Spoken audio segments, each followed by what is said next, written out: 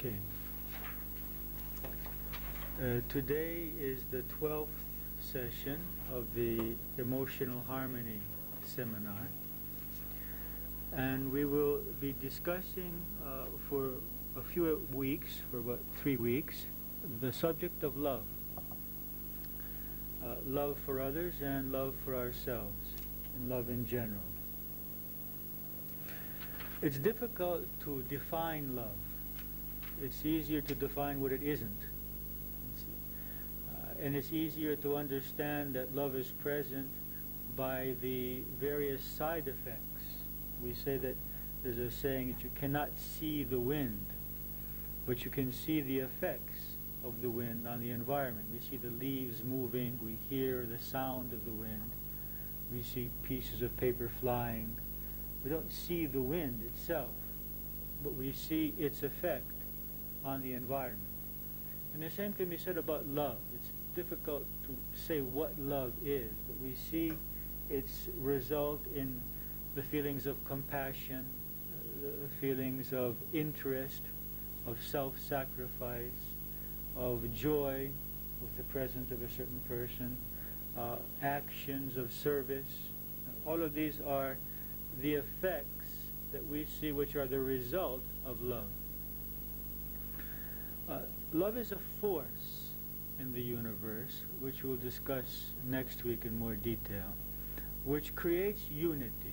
When I love something or someone, that causes me to desire to have unity with that. So it's a force which unites. It can be on an atomic level, or on a personal level, or on a cosmic level. But it's a force in the universe which runs opposite or in opposition to the force which is called entropy. There's a physical force of entropy which says that everything is in a process of dissolution, of dissolving and of mixing and dissipating. And the force of love is the force which causes things to come together rather than to fall apart. Of course, looking at the world today, we can see that there's very little bit of love because everything is falling apart and very few things are coming together. And especially personal relationships, there's a great crisis in personal relationships, and very few relationships last a long time. So loving someone is wanting him or her to be well or happy. It's wanting whatever is best for that person, regardless of how that person is going to be well or happy. Because if I love someone, I don't make it a prerequisite that I want him to be happy with me, or that I want him to be happy or healthy or successful in a specific way. I just want him to be well. I want for him the best things that he can ever have in life. Now, love, as with all of our characteristics, is in a process of evolution. What we experience now as love has nothing to do with what we will experience later as love. That is, love itself is in a process of evolution as we are in a process of evolution. And I would like to speak about how love is felt and expressed and on these stages of evolution. You can take a look at the sheet with the diagram that you have, which shows how love is felt and expressed in the 7 stages of consciousness, the 7 levels of consciousness. So, the first level, the first center, is the security center. When I say to someone, I love you, and I'm coming from this center, what I really mean is I need you. What I really mean is I need you in order to feel secure and safe. Your presence in my life, there can be a physical presence or even an imaginary presence. I may feel secure because I have a spouse, regardless as to whether that spouse is with me or in China or in India or somewhere else. It's the idea that this person is with me and that we are in some way in an exclusive relationship gives me a sense of security. So it doesn't have to be that this person is actually there. This kind of love is felt between couples, between parents and children, and then with children and parents, sometimes between friends, sometimes between spiritual aspirants and their teachers, or employers and employees, that we see the other person and we feel positive feelings for them and we say we love them, but if tomorrow they stop offering us this security and start offering it to someone else, or if their behavior changes and this new behavior doesn't allow us to feel secure, then our feelings of love become feelings of disillusionment, bitterness, anger, and perhaps even hate. So it wasn't really love, or it was love mixed with need. And when the need is not fulfilled, the love is overshadowed by the negative feelings which come up because this need is not being fulfilled. So that's the first level. I love you because you make me feel secure. The second level, the pleasure center, is I love you because you give me pleasure. Now the way in which someone gives us pleasure can differ. It may be that you give me money, or we travel together, or we have sex together, or you prepare nice dinners for me, or you clean my house, or you bring me nice things, clothing, whatever that may be. And that if you stop doing that which gives me pleasure, then my feelings change. So again, there is love, but love with a condition: as long as you give me pleasure, as long as you do those things which create a sense of pleasure within me, a sense of satisfaction. So again, our love is mixed with need. It's a level of love, but a lower level of love. In the third center, the solar plexus center, the center of power and affirmation, there are various possibilities here. One is that I love you because you affirm me, because you obey me. This is very common with parents and children. That is, as long as the child obeys the parent loves him. When the child goes into adolescence and starts disobeying the parent, we see parents becoming not only disillusioned and bitter, but even sometimes hateful and very angry. So I love you as long as you obey me, because by obeying me, you affirm me. You affirm my ego, my personality, my rightness, my correctness. I get self-worth through your obeying me. That may happen also between a husband and a wife. They can get into that kind of relationship. I love you because you are obedient to me.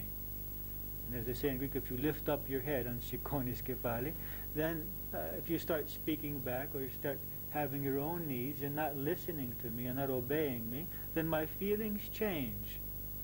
So I love you, but with the precondition that you obey me. Another possibility here is that I love you because you need me. And this is why many parents try to keep their children in a needing state many years after the child has arrived at a state of being capable of taking care of himself or herself. Because when someone needs me, that means I'm worthwhile. That means I have something to offer. I am affirmed by that. If no one needs me, then where is my value? Where is my self-worth? Because we identify our self-worth with being needed by someone. So I love you because you need me. If you stop needing me and you start needing someone else, then my feelings change. So again, there is love, but there's also this need. I need you to need me, is the truth here. A third possibility at this center is I love you because you agree with me. We have the same political beliefs, we have the same religious beliefs, we have the same social beliefs, the same spiritual beliefs, And if tomorrow you leave this grouping and go to another political party or another religion or another social ideology or political ideology, will I still love you the same? Do I feel the same unity with a person who has a completely different belief system that I do with a person who has the same belief system? So this is a love from the third center. I love you because I am affirmed by your agreement with me. By your agreeing with me, I believe I am right, and that I believe that I am worthwhile, that I am worthy. If you start disagreeing, and this is why so many conflicts are created in family situations, because we can accept other people not believing what we believe. But it's very difficult for us to accept close persons with which we are identified not believing what we believe, such as our children or our parents or our siblings or our spouses, because we're so identified with them that we need them to agree with us. So this is not love, or let's say that this is love in a lower stage of evolution. So we see that love, when it's functioning from these first three centers, has many conditions.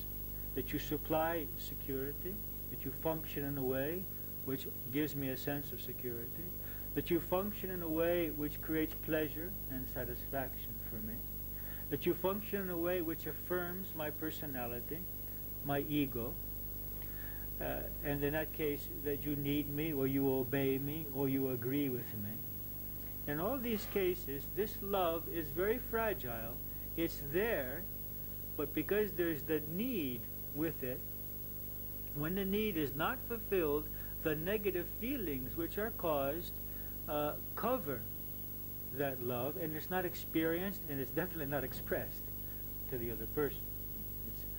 Although it is there. I mean, I love the person, but I'm angry with the person.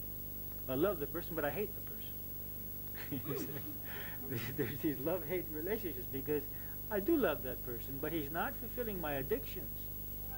And this pain of not having my addictions filled caused me to have these negative feelings towards this person. And then, of course, I'm not able to experience it, I'm not able to express my love in these cases. So when we're functioning at these levels, our love is fragile, and the unity between us is also very fragile. When we love in this way, we are attached to the other person, and we are demanding, consciously or subconsciously, openly or secretly, we are demanding certain things from this person. Now, if our lesson in life is not to receive this from this person, because we have incarnated to overcome this need, this person will be unable to give this to us. Or he may be unable by his own sense, but the fact is that life gives us exactly what we need. And if we have a person in our life who is not giving us what we are demanding, then we have to see what the lesson is. Is my lesson to learn to ask for this in another way, to get free from thought forms which are preventing me from believing that I deserve getting what I'm asking for, and to start really believing that I do deserve this and I can have it, because I may be preventing this myself by my negative thought forms? Or is my lesson in life to learn to be happy and to feel my self-worth and my security without getting this from this person? So each person has to clarify what his lesson is in this situation. So love is like the gold which we bring up from the earth. And this gold has in it other minerals, other metals. And in order to make the gold pure, we have to melt it with a high degree of heat. Melt it and separate the gold from the other metals. So love is there, and the other metals are these needs and desires and weaknesses. And so the relationship is the cauldron, the fire, which heats up the situation and creates these negative feelings. And every time we have a negative feeling, in our love relationships, we have the choice to see what is the selfish, what am I asking, what am I seeking to take here, which is making me not love this person at this moment, which is making me lose my feelings of love. Because every time we have negative feelings in our relationships, we have an opportunity to see the metals which are embodied in our love. That is, we have the opportunity to see these needs and desires and fears which are locked into that love. And but to begin to separate them. One thing is my love for this person, and another thing are my needs, which life gives me exactly what I need, and I am creating my own reality, and I have to see here why I am not creating a more satisfactory reality with this person. Is it because I myself am preventing myself from receiving what I need to receive, or have I come to learn to live without I am seeking to receive, or to give it to myself, such as self-affirmation, self-love, self-confidence, inner security, and not to be depending on the other person for the security or the affirmation or the self-esteem that I would like to have. When we cling to someone out of need, it makes the relationship more difficult, because I am depending on this person to provide for me feelings which only I myself can actually create within me. No one else can create within me a sense of self-esteem. No one else can create within me a sense of security.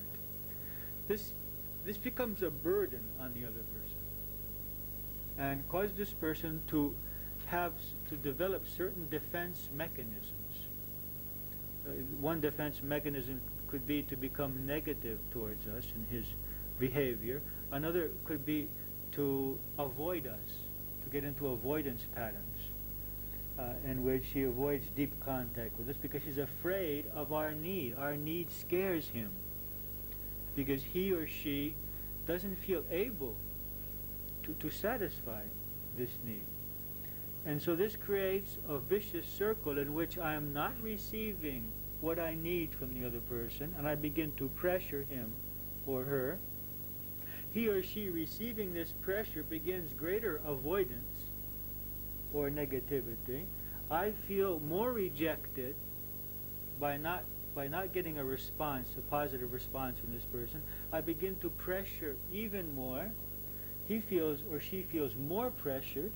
It begins in even a greater degree of avoidance or negativity in order to protect himself or herself. And this vicious circle keeps on going until the relationship is destroyed in some way, or until the relationship becomes a simple, typical relationship without any deep communication.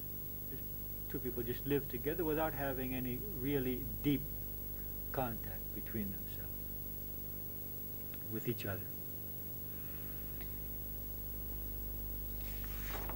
Now, the fourth center of consciousness, that is the heart center, is where we begin to feel selfless love, but we will call this personal selfless love. That is, we feel love for selfless love for specific persons. We have, for the first time in our lives, unconditional love, but for specific persons. That is, I love you because you're my child, whether you obey me or whether or not you obey me, whether you agree with me or not.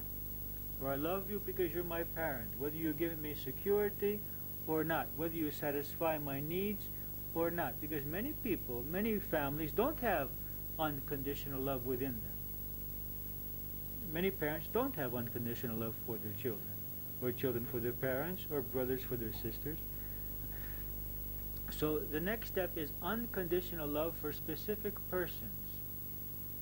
It could be not family, it could be a friend, that I love you whatever you do. Even if you treat me badly, I will continue loving you. But it's not yet universal. I don't feel that towards all persons.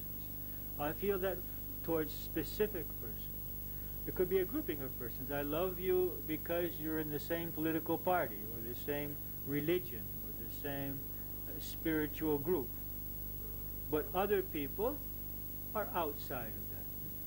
So that's specific selfless love, or specific personal unconditional love. The next center, the fifth center, we experience what is called universal selfless love.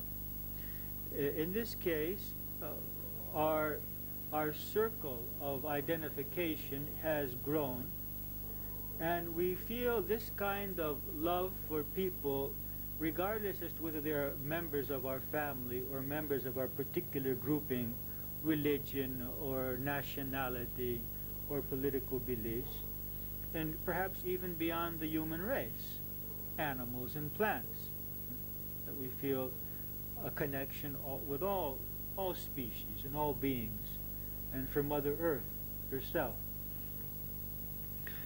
People that are motivated from this center often take on roles such as joining the Peace Corps, or doing some kind of voluntary service, or the volunteers of Mother Teresa in this kind of life, in which they are connected with humanity in some form of service. And they do not take personally how people may function towards them, whether they receive gratitude or not, whether they are successful or not. That is, they've gotten to a level of awareness where their love is universal, and it is selfless, it is unconditional for persons around them, independently of who these persons are. And at this level we're functioning according to the basic principles which Christ gave to us, that is, to love others as we love ourselves. And he says, at one point he says, if you love your family more than you love me, you can't follow me. And who am I? I am all beings. I, Christ, am he who is in the prison, and he who is poor, and he who is your enemy, and he who is everyone. I am all beings. So you have to love all beings as you love your family. And he even says, love your enemies. Even those who harm you, love them too. Disidentify, that is, overcome disidentification with yourself. But still here, at this level of love, there is still a focus on the body and on the person. That is, we love these beings, but we see these beings as physical beings. And so there is still the feeling of pain when we see harm being done, the feeling of loss when we lose a loved one, because we're still seeing people as personalities and as bodies. That brings us to the sixth center of consciousness, which is in the forehead, where we experience spiritual love. Now, of course, every level includes the previous levels. In spiritual love, our love is unconditional, it's universal, it's for all persons and beings and species, it's without conditions, regardless of their behavior and what they give or do not give to us. But there's a distinction here, there's a difference. There is spiritual discrimination. What does that mean?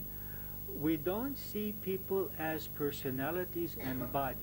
We see persons as eternal spirits, immortal divine consciousness in a process of evolution. And so when someone leaves their physical body, we feel no pain.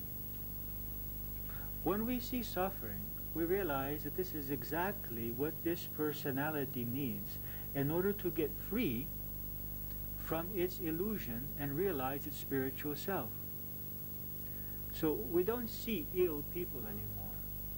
We don't see injustice anymore. We don't see an imperfect world anymore.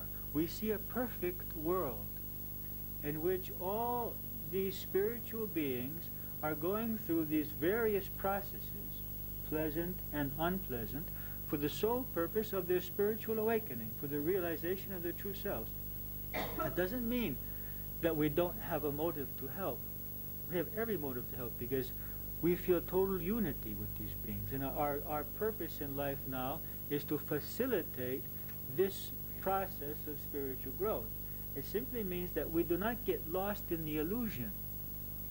We're not like the person who jumps in the sea to save someone who's drowning and drowns with him. Because we are aware of the truth that within this being there is an immortal divine consciousness which has all the power in the universe to overcome its problems. And by focusing on a person in this way, we connect with that part of that person which has that power. When we feel sorry for someone, we are negating that power. We are refusing to recognize the truth of this person, and we are buying his illusion, and we are accepting and strengthening his illusion of weakness and fear. Many times this kind of love is misunderstood as indifference, as a lack of compassion, as a certain kind of hardness. And we've seen many spiritual teachers function in relationship to their students in a way in which the student, if he did not have faith, would feel that this person doesn't love me. But that spiritual teacher loves the true being in there, who is imprisoned within the personality, and the true spiritual being which is being obstructed from expressing itself because of the fears of the personality, which simply wants to find a comfortable way of life, an easy way of life, and to depend on external things in order to find its happiness. So when someone sees pain from this level, he will do whatever he can do to help this person find a real solution.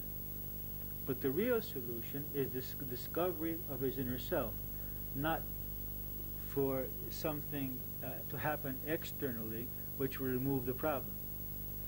It's like when we see a small child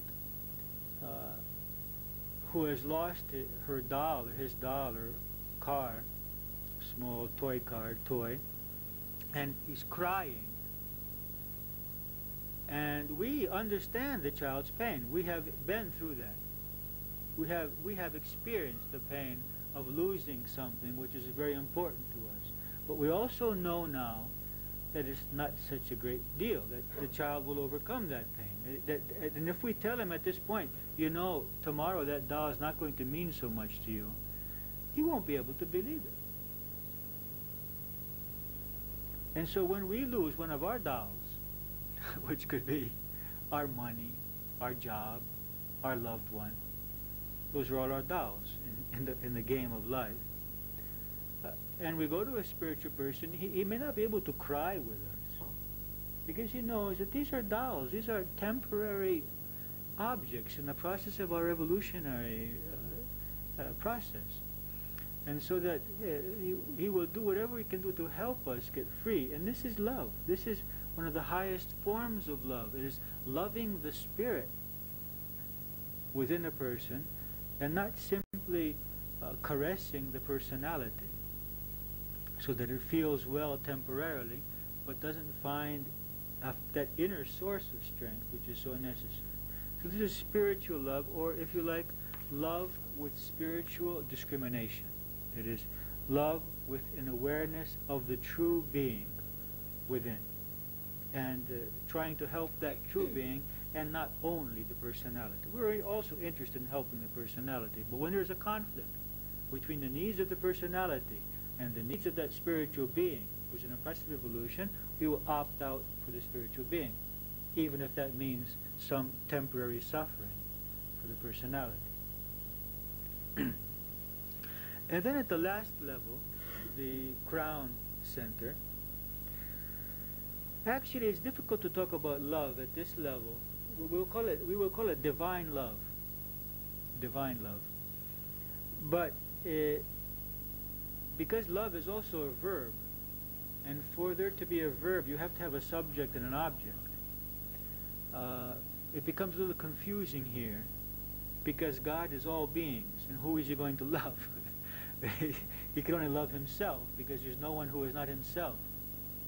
So when we arrive at this level of consciousness, we don't talk about loving all beings, because we are all beings.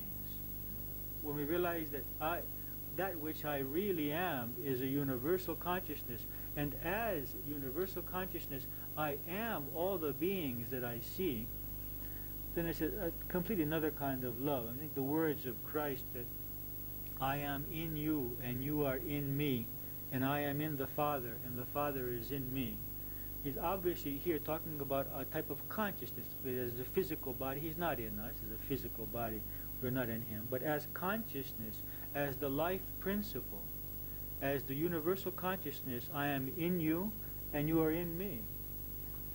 And I am in the Father and the Father is in me. So here it's a matter of experiencing our universal being, our universal self. So I think we realize from this discussion until now that all negative feelings which we may have are not a result of love. With the exception of the feeling of pain which we feel when we see someone suffering, which is a form of identification of love for someone, but when there is no spiritual discrimination. That is, usually the pain we feel in the first three centers is the pain that we are not getting from the other that which we want to get. So most of our pain in relationship is the pain of unfulfilled needs. Then in the fourth and the fifth center, there is an additional pain of seeing someone suffer and identifying with him and feeling that pain. When we arrive to the sixth center, there's no pain, because we don't have either the pain that I'm not getting from the other person what I want to get, and in addition I see the other person as a spiritual consciousness and not as a body or personality, and so that I'm not suffering with the suffering of his personality, because I'm not connected with that level of that person. Now our goal this week, this life, this creation, is to be able to arrive at that perfect love. Then we will have arrived at our destination, because for someone to love perfectly, one has to be enlightened. There's no other way. You can't love perfectly if you're not enlightened, if you haven't arrived at the last stage. So this love is a way, it's a way of moving forward. It's the method of growth, but it's also the result of growth simultaneously. Love is a frame of reference, a point of reference, which we can have at every moment in our minds. Am I loving at this moment? Is what I'm doing at this moment coming from love? Is what I'm feeling at this moment coming from love or from some other need? And that point of reference is a great help in our spiritual evolution, because we are already one spiritually. And the whole purpose of our incarnation is now to become one emotionally, mentally, and physically. And love is on the emotional level, as wisdom is on the mental level, and service on the physical level, the way of coming into union. When I serve, I feel unity. When I love, I feel unity. And when I am aware of the spiritual truths, I feel unity. So the force of coming into unity, creating this physical, emotional, mental unity in a being in which we are already one spiritually, as spiritual consciousness, love is a very important frame of reference. So the question for this week is, when do I stop loving? With which stimuli? In which situations? And I would like to read to you a list of various situations in which students from the previous years have said that they tend to lose their feelings of unity or love with another person. With sudden and unexpected aggressiveness. when they criticize me, when they ignore me, when someone speaks to me from the role of the parent, when they shout at me, when they tell me lies, when others believe that they are superior to me, when they laugh and ridicule, when they accuse me, when they force on me their desires, their will, when they speak abruptly and without feeling, when I do not manage to cope with something,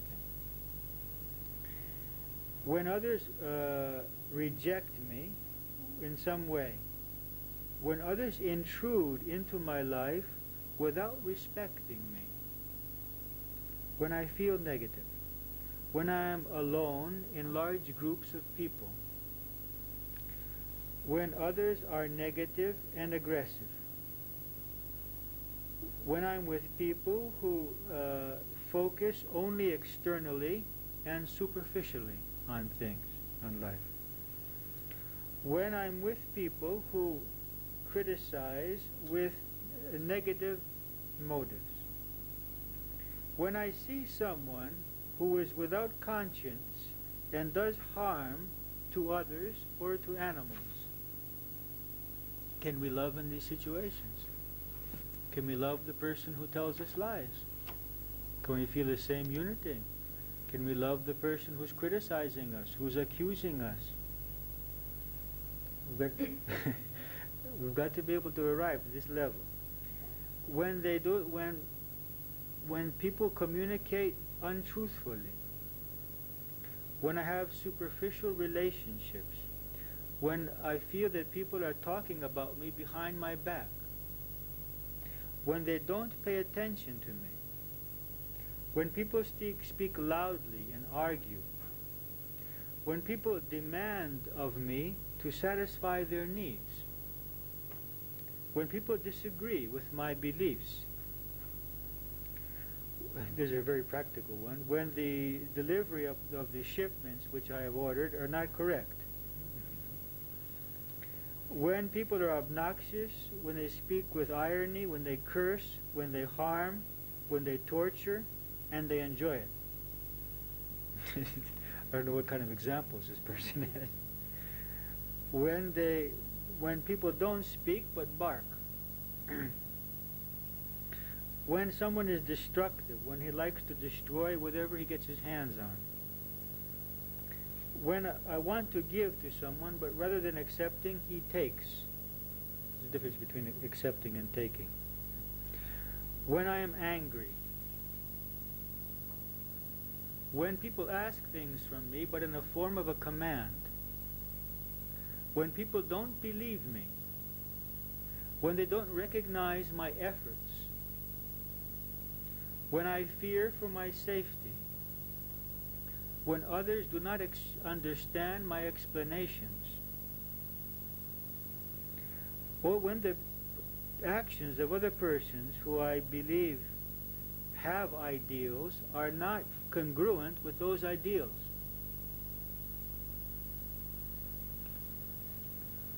When they ask that I love in a perfect way, when people want perfect love from me, when they doubt my sacred beliefs and values, when they have a strange appearance, when people don't cooperate with me, when they don't respect me, when they create physical pain, when they harm, when my child speaks to me in a hurtful way, when the others make me feel guilt,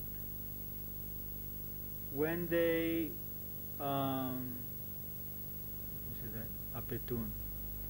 demand. Okay, no, when they demand from me, when my program when my program is changed, when someone changes my program, when they demand from me things which are beyond my powers, when they do not recognize my need for rest and peace. When I feel fear, when they obstruct me from enjoying something, out of fear that my love may not be accepted by someone else, when I fear that they will not believe me, when I have poor health, when the others are not as warm and as open as I am, when others refuse that which I ask from them,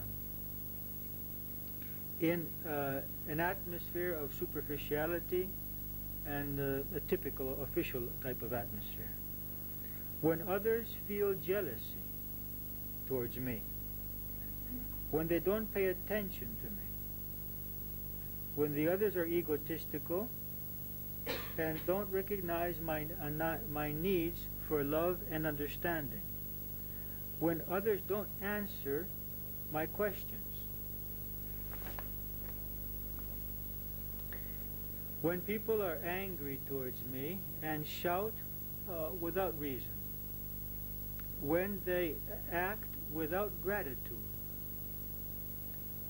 when they don't respect me and approve of me, and when my opinions are not respected, when they play the role of the victim,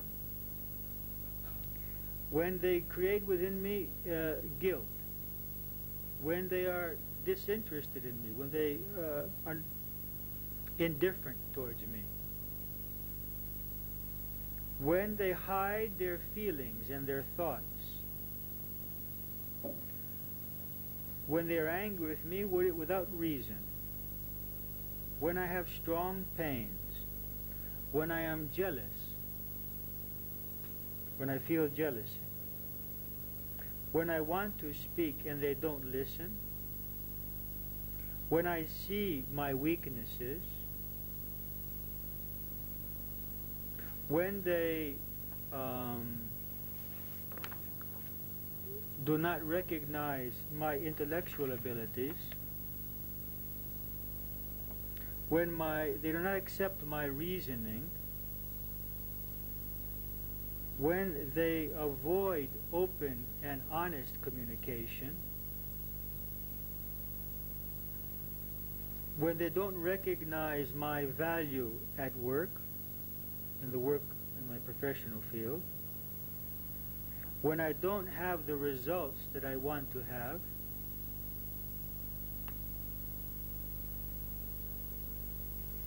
when I am jealous of something that they have, when I feel that they are unjust to me, when I feel inferiority, when others do not cooperate,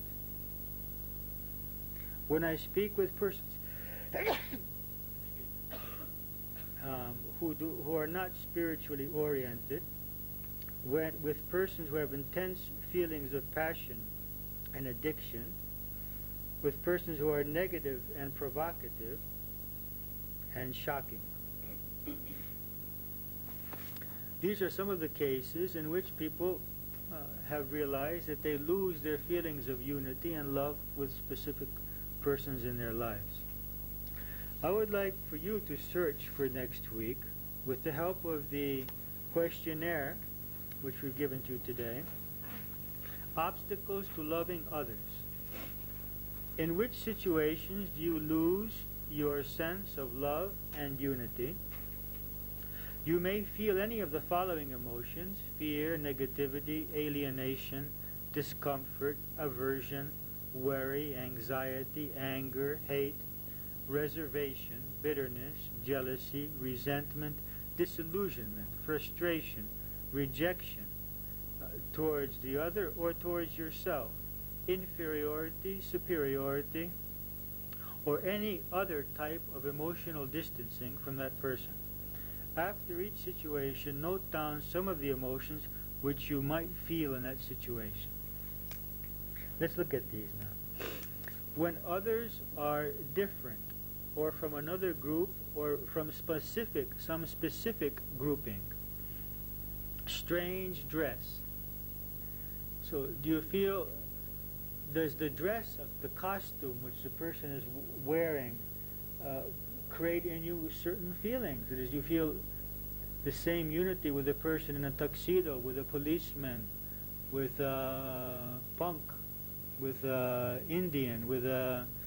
does the dress of the person create for you certain images which cause you to have certain prototypes in your mind? Or do you feel the same unity? You don't have any difference in your mind whatsoever according to the dress or the appearance of a certain person. The other person's political party.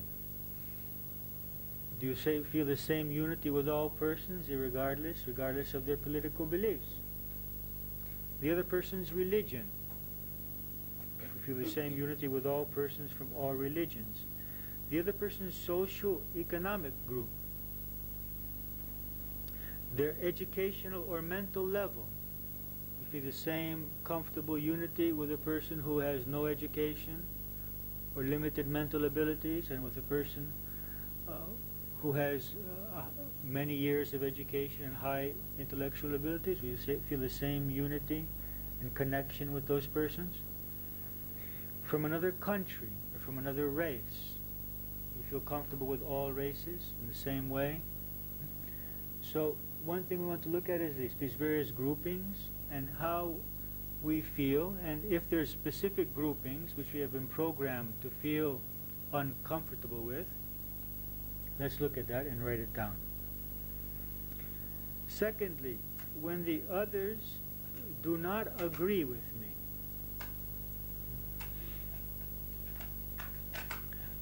When the others do not agree with me, when they believe and express different opinions or reject mine. Why do we want people to agree with us? Because we doubt ourselves. If we were sure of ourselves, we would have no need to convince others to believe what we believe. And their believing that something totally opposite would not be a threat to us. It's our doubt, our self-doubt, which makes us want to pressure people around us to believe the same thing and to lose our sense of unity and love with those persons. When they criticize me or persons or groups important to me, when they criticize you, or when they criticize your country or your religion or your family or your child or your spouse, do you feel the same peace, the same loving attitude towards that person, or are you disturbed?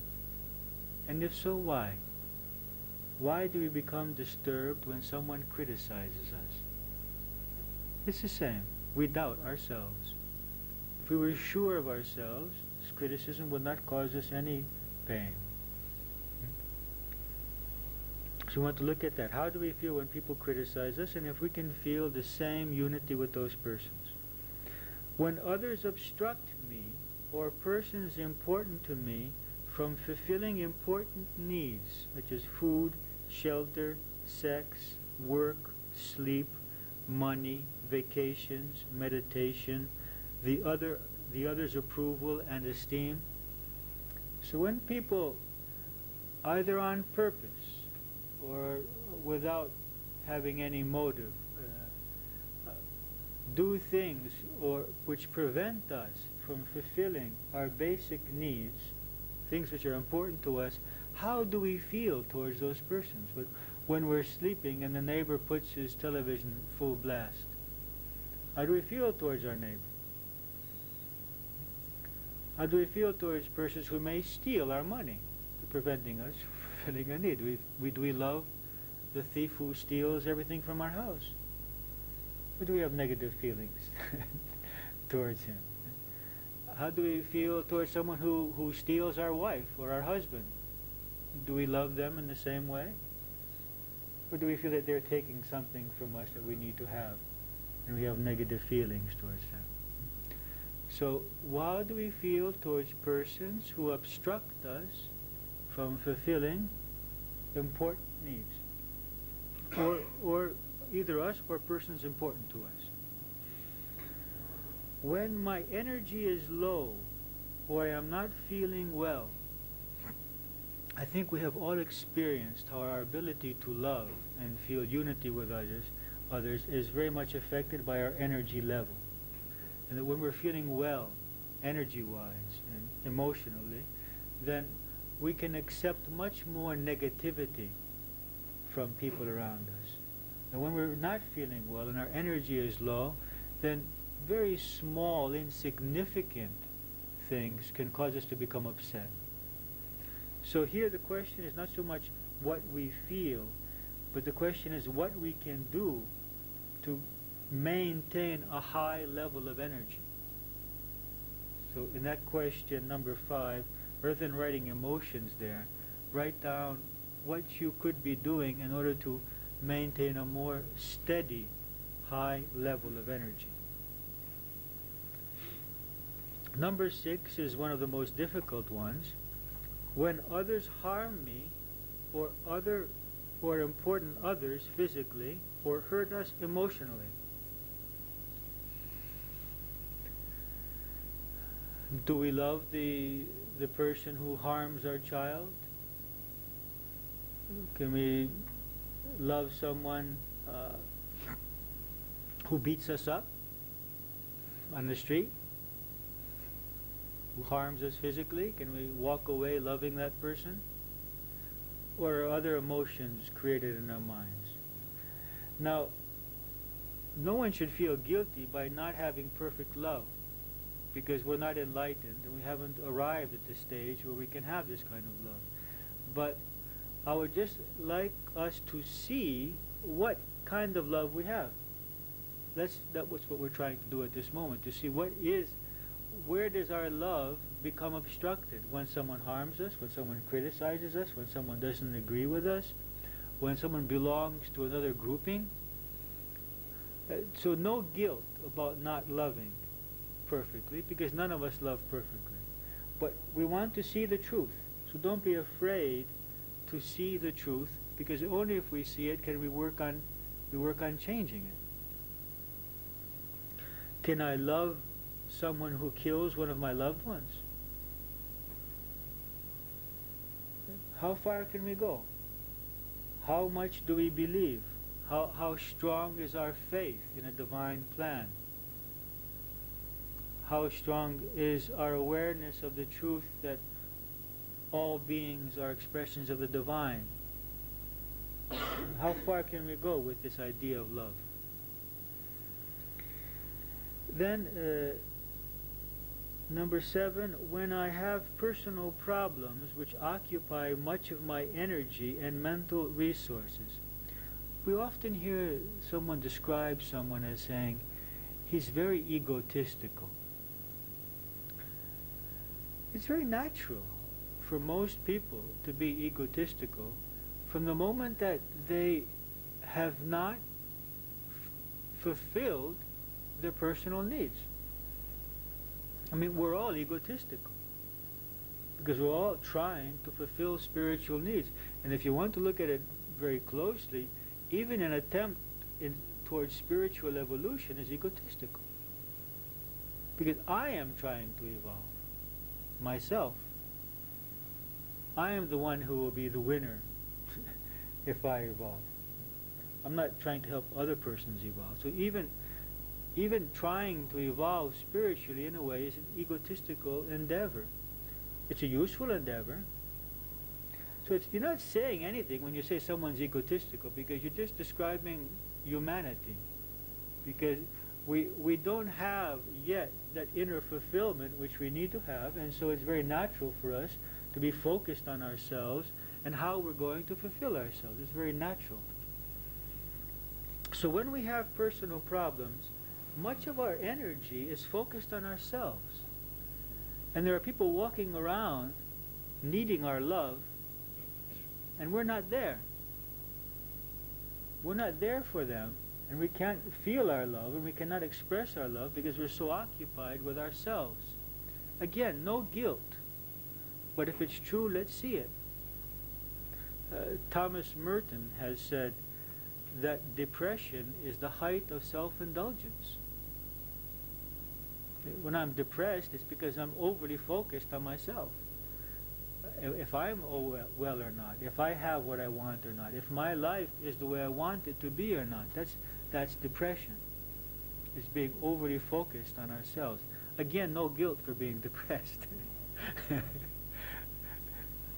But let's just see what's happening. You have some basic needs that you have to... Then, when others do not live up to my expectations or do not function as we would like them to, especially children, spouses, siblings, and parents. This is where most parents lose it. When they expect certain things from their parents, from their children, and also children from their parents, and the parents or the children are not able to live up to those expectations, and then we lose our sense of unity and love and acceptance towards those persons. So check that one out. Number 9 is probably the basis of all of the above, and that is when I do not love and accept myself. This is probably the main cause of our lack of ability to love others steadily. Because we lose our feeling of love when we feel danger. And when do we feel danger most of the time? Because we're not really in physical danger, most of us. Our greatest danger for us is that we lose our self-worth. And it's much easier for someone to lose his self-worth when he doesn't accept and love himself, and so his self-worth is dependent on what others do. So the more my self-worth is dependent on what others think, what they say, and what they do, the more difficult it is for me to love them unconditionally. Because the greater the possibilities for them to function in a way in which I do not get the feeling of self-worth that I'm looking for through those persons. So the main obstacle towards loving others is the fact that we don't love ourselves enough.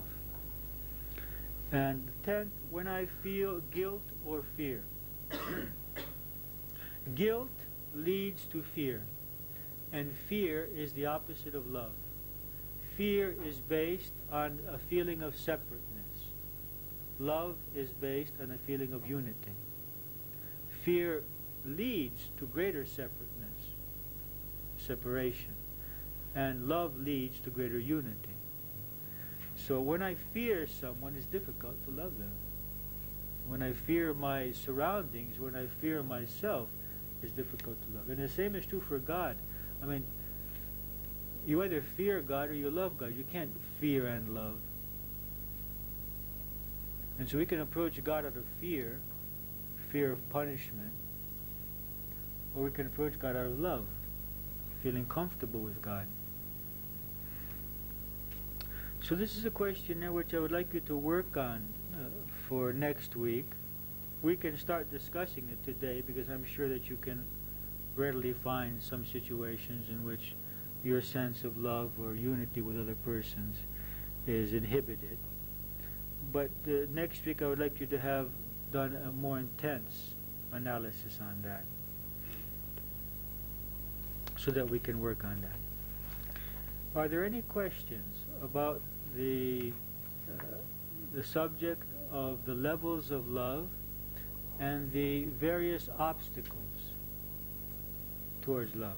We haven't spoken yet about how we can free our love or purify our love. We're going to discuss that next week.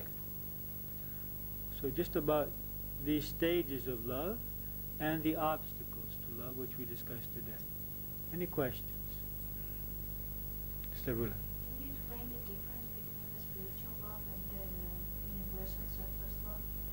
Because when I love everybody, I love them because I believe they're souls. I don't love them. Maybe not. There are a lot of people, well, you're not focused on that level, because believing that they are souls allows you to love them. But there are people who feel that without having as a basis that they are souls. They're not focused on that level of the person. They see the other person, they love them because they're persons, because of humanity. Yeah, there are persons who don't base their love on spiritual beliefs. They may have done that in a previous life. In this life, they just feel that, but they see others as persons, as bodies. And they want to help those persons. Any other questions? Yes. What happens to us when we love in that universal love, the divine love? What do we do then? I mean, okay, it seems like in the other types of love, you're always involved into something. I mean, it's always some personal interest and something is happening. No. But in the divine love, well, when you're there, everything and everybody so you're doing everything. Since you're everything, you're doing everything, isn't it? I mean, what is that specific body doing? Yeah, I mean, what do you mean specific body? I mean, because you're focused. focused I stop existing as I don't exist anymore as me. As a mind, yes. But but you may be still focusing as an individual. And Christ still focused and functioned as an individual. And usually, what these persons do is teach, is do some kind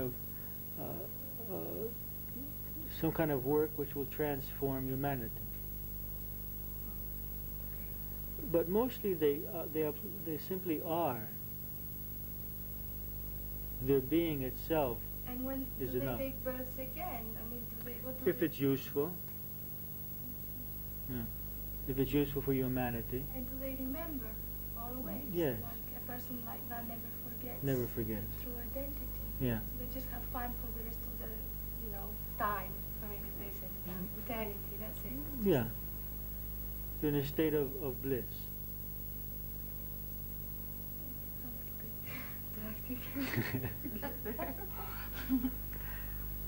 Yes. What's the difference between I don't like and I don't love? For example, it happens many times to me not to like the attitude or the words someone said, but you don't feel, because the opposite of don't love, what is it? You hate? I don't know. What is exactly? You must feel something very bad. I think this is. When you say I don't love. I think this is dependent on each person. When we say I don't love, it's usually we're saying I fear. If we get down to the deepest level of what I'm feeling, because I have no other reason not to love, because I am love. My nature is love.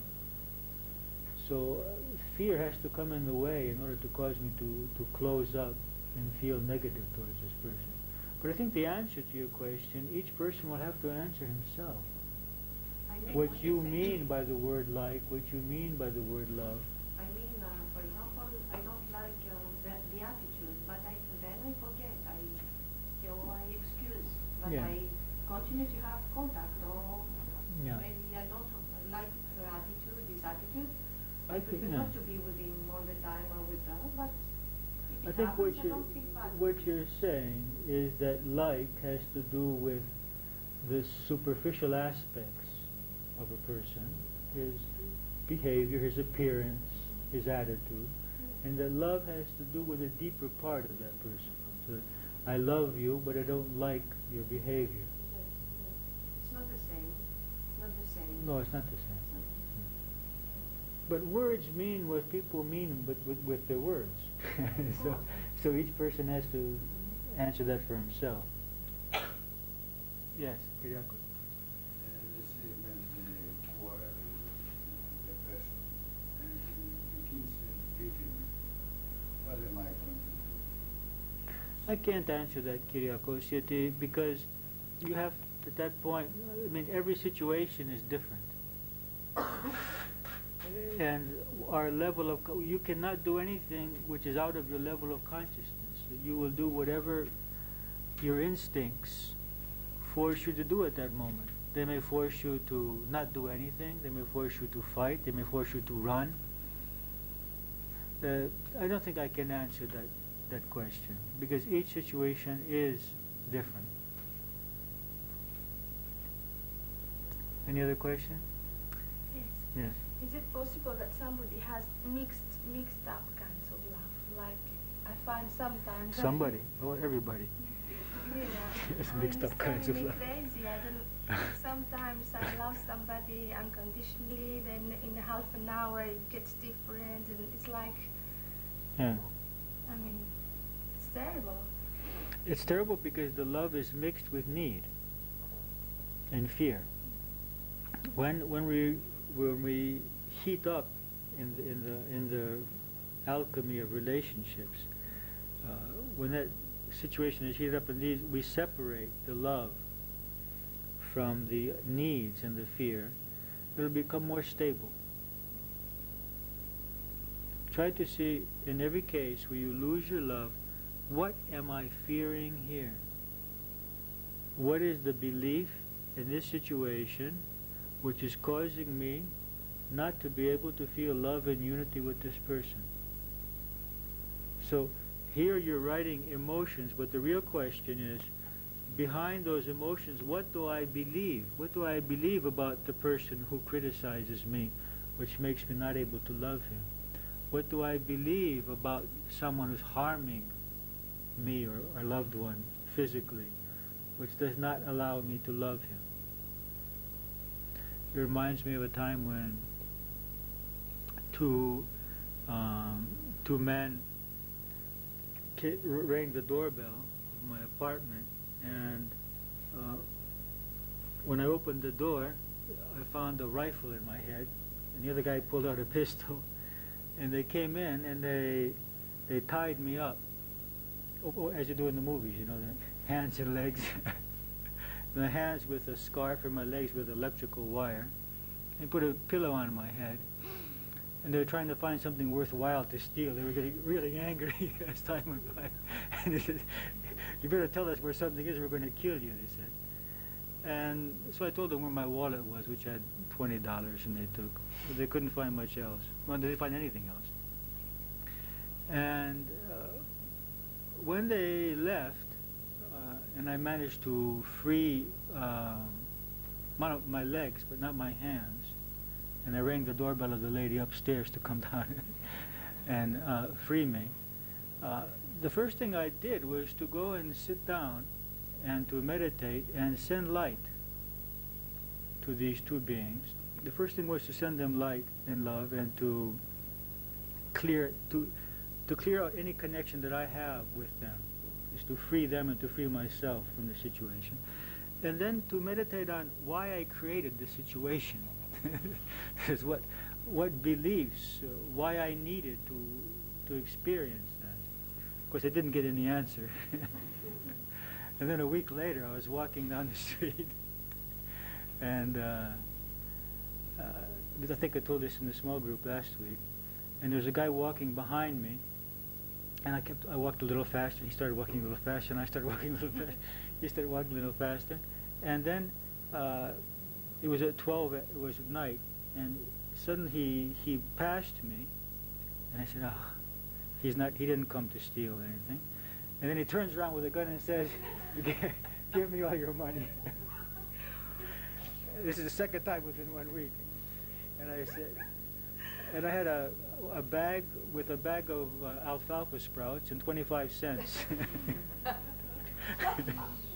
And he was really angry also. And I went back again, and I sent light, and I meditated on why is this happening, and I still didn't get any answer. The story goes on, but I don't think I will. After a few years, I found the answer. What did you ask? Huh? What did you ask? Which was not to fear aggression. I mean, I thought like my body was a piece of glass, and if someone hit it, it would fall apart. And there were many other experiences. Just before that, I was in Central Park in New York, and two kids came up with knives from behind us and said, "Give us all your money," and we gave them whatever we had. And then I said, look, I'm a foreigner. I'm not from New York. I'm a stranger here. At least give me something I can make a phone call. And he gave me $1 back. And so we went to sit on these steps of a person. I didn't even know the person, but he was our contact in New York.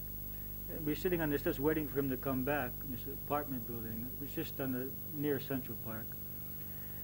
And suddenly the door of the apartment building opens, and this group of black persons come out, and the door opens behind us from a police car, and they start shooting at each other over our heads.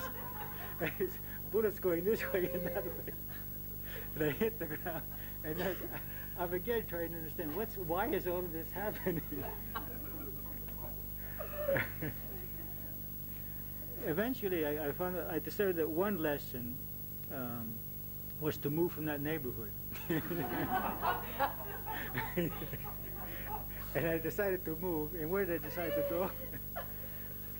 And where did I go? I went to Beirut. A year before the war started. And there I decided to take up karate. And the first lessons that I took, well, I took for a lesson for 1 month, and the only thing that the guy did was to tell me to tighten my stomach muscles so that he could hit me in the stomach. And I wasn't learning any karate. I was just being like a punching bag for this guy to see how strong he could hit. He says, "Why is this happening again?" And then the war started, and the bombs started falling, and bullets flying around our heads.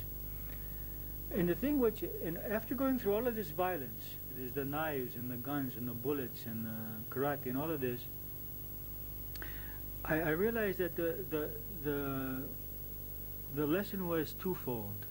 One was to learn to express my aggressive nature, which I had suppressed completely all of those years.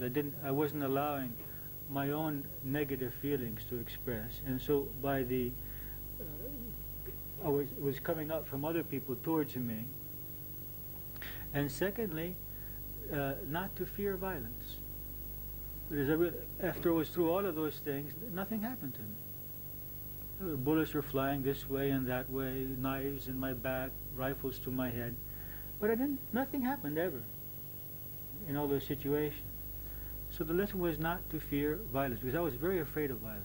Whenever I saw violence, I started to shake with just the idea that someone would hit somebody else. And that was the two lessons that I got from that.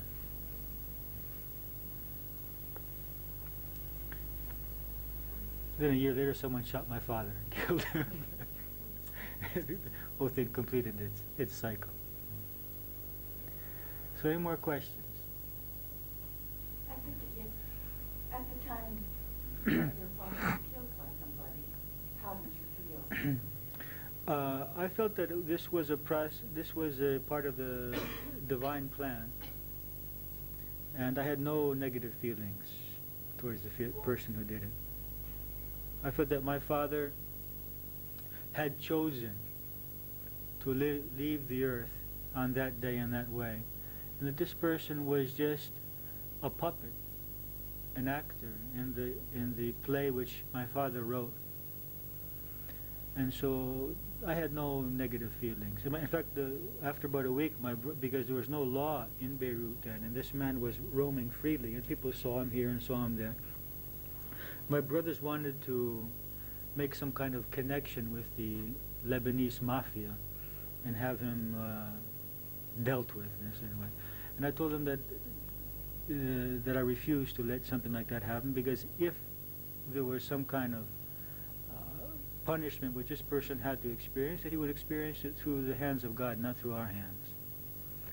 Of course, if there was the possibility then of going through the legal process of justice, courts and prisons and that, then I would have no objection. That I think that should happen. I think he should go to court, he should go to jail, and he should be helped to correct himself. But not for us to take it in our own hands.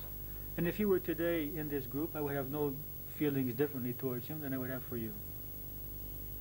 Because I believe 100% that he is not the cause of my father's death.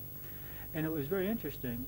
I don't know if I said this another time, but that was verified after a year when my mother told me about that she remembered that my father had a dream 3 days before my father was killed, in which my father was shouting in the dream, "Ray, Ray, watch out, he has a gun." And Ray was the name of the other professor who was in the next office with my father, who was shot the same day, within 5 minutes apart. Yeah. So my father knew in his subconscious mind that this was going to happen. Of course, that day going to work, he didn't know anything. He went to work as he goes every day. In fact, the only thing that he said when the student shot him was why.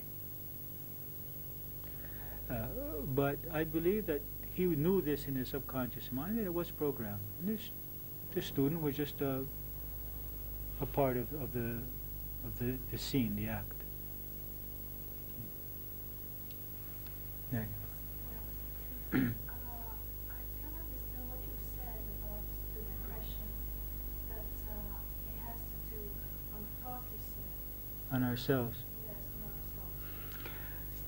Look, if I am depressed or I'm unhappy when I do not have what I want, or when I am not what I want to be, it's a focusing on I. I'm not depressed because someone else doesn't have what he wants, but because someone else is not what he wants to be. It's a focusing on ourselves. If I begin to focus on other persons and decide to live my life in a way so as to help other persons, I'm not going to feel any depression. It's a closing in on myself, because I'm not getting from life that which I believe that I must have in order to feel well. And usually depression has to do not only with not having what we want to have to be happy, but feeling unable to get it. It's a combination of two things. It's a combination of being dissatisfied with what we have, what life is giving us, or what we are, and secondly, feeling weak and unable to change that. And that usually is what creates a sense of depression. You still don't understand it? Yeah, because I thought it has to do most of the times from the environment. I mean, the other can influence so much. The environment is a stimulus. Is a stimulus. Yeah. Yeah. So one thing we may have to do is change environments, or learn to deal with the environment in a different way, not to allow it in us so much. Any other questions before we break up today? Yes? Why do you always correct love and unity? Because love brings unity. For me, love is unity. If I love you, I feel unity with you. The opposite. What's the opposite? If I don't feel unity, is it impossible that I love someone? Well, it all depends on what you mean by unity. What do you mean by you don't feel unity with someone? I don't belong in the same group with Ah, somebody. yeah, sure. Fine, that's no problem. Yeah. You can feel unity with someone even though you don't belong to the same group. That's not a prerequisite. Let's say that I don't. It doesn't mean I don't love. Well, I don't know what you mean by not feeling unity. I know what you mean by not belonging to the same group, but I'm not sure what you mean by not feeling unity. Because if I love someone, I feel comfortable with them. You understand what I mean? Which means I also feel unity with them. Any other questions? Okay. Shall we do the positive projection technique? Close for next week.